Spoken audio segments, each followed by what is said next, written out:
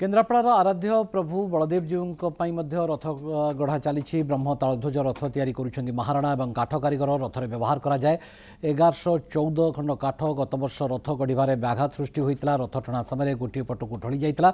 एमतीकी गोटे दिन अध रास्तार अटकी रही बड़ ठाकुर मेसीन साहाय्य रथ को उठा जाइतला, जहां भक्तों महल में असंतोष सृष्टि करथिला। एणु प्रस्तुति एथर जोरदार चली।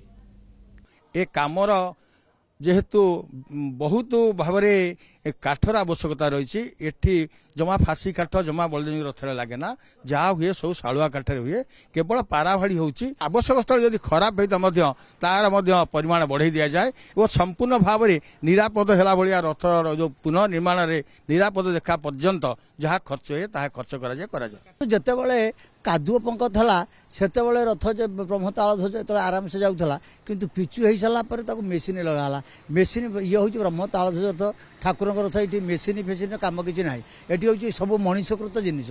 भगवान निजे मनीषकृत भाव में हाथ गोड़ लगे सी केमी लोक मैंने चलती मुझे हिसाब से चलि, किंतु आम कौन करूँ सब निज बुद्धि की प्रखर कर विज्ञान घटाऊँ, तेणु जहाद्वारा व्याघात।